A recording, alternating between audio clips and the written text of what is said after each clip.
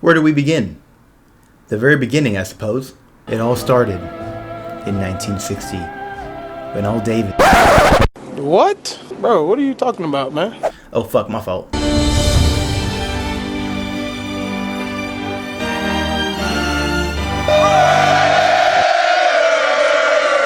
What's good, everyone? It's your favorite Raider gamer, Lil Dog, and we're back. Now, I'm no sports analyst, so I'm not going to talk like one. I'm just a guy that likes football. We're back with another football video, but this time, we'll be talking about the massively disappointing season the Raiders just had. The team went 4-13, and to put it lightly, it wasn't pretty. But how exactly did we get there? Let's start from the beginning of the 2024 season. It all began with the hiring of Antonio Pierce last January. He was a hometown hero. He was born a Raider. After going 5-4 during his time as interim head coach in 2023 and beating Kansas City in Arrowhead, fans were beside themselves with hope and joy. Things were looking up for the Raiders going into the offseason.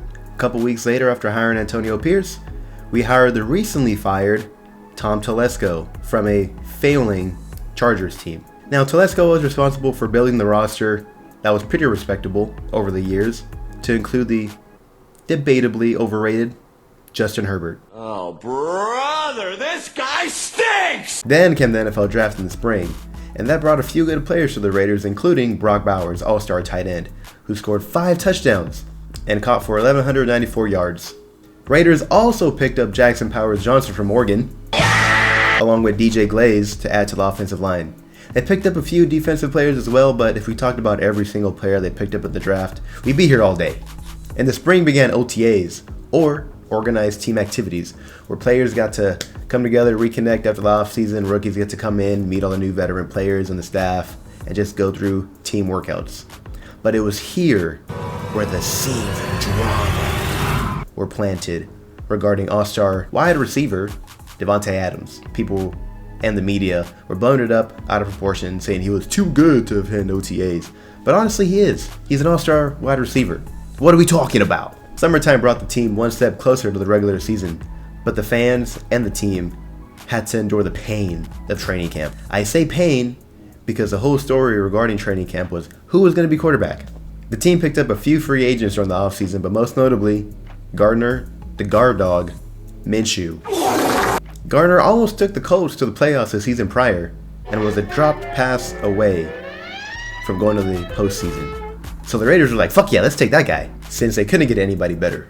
Also, throughout the entirety of training camp, the eliteness of the defense was constantly being put out there by the fans, media, popular Raiders YouTubers, and this got everyone's hopes up, including my own, even though I know better. The quarterback battle between Aiden O'Connell and Gardner Minshew lasted the whole damn offseason and the entirety of training camp. And when it was all said and done, nobody knew who the quarterback was. There was no clear winner. Like, what the fuck? After seeing how training camp went, my hopes started to dwindle, and the despair involving the Raiders started to set in. I attended the first game of the season against the Chargers with my family in LA, and even though it was a great time, leaving SoFi Stadium after a loss was, como se dice, not a great time. Do you understand how hard it is leaving the stadium early because it's too angering and embarrassing to sit there any longer? And as you and your family are leaving, Chargers fans are laughing, carrying on, and having a great time? No, you don't! I figured it's only the first game. This newly stitched together team just had to mesh, come together, and figure their shit out, right? Right? Raiders had a fluke win against the Raiders the next week. The Raiders had a fluke win against the Raiders? Dumbass! The Raiders had a fluke win against the Ravens the following week that can only be explained by the Ravens playing down to competition and letting us win. There was a nice moment, however, after Minshew threw an interception, if I remember correctly, where Max came up to him, said the defense had his back, and it was a nice moment. Everyone loved it. Too bad this positive feeling only lasted for the next 6 days, because the following week, the Raiders lost to the Carolina Panthers, who arguably were the worst team in the league at the time. Then the following week, we beat a Browns team under the lackluster leadership of Deshaun Watson to put us at 2-2. At this point, the world was their oyster. Their destiny was in their own hands. They could either stack another win and go in a better direction, or lose and start a slippery slope of losses. And what do? They chose the latter. They lost 10 fucking games in a row. 10 fucking games. Including 2 losses to the Broncos, 2 losses to the Chargers, and 2 losses to the fucking Kansas City Chiefs. Going 0-6 in the division and breaking the 8-game winning streak against the Broncos, making the Raiders the laughingstock of the AFC West once again. It's funny because fans complained all offseason about the team not getting any respect and the media disrespecting the team all the time, and I raised a very easy counter argument. What has the team done to warrant any respect? Nothing. This team has had no consistency, different head coach every year it seems like, different staff every year it seems like, different quarterbacks, different running backs, wide receivers every year. We've been to the playoffs once in the last 5 years, and they barely made that happen. And the team just seems so unserious. Shortly after the season ended, Raiders fired Antonio Pierce and Tom Telesco. Didn't give them very much time. And honestly, they didn't do much with the time they had.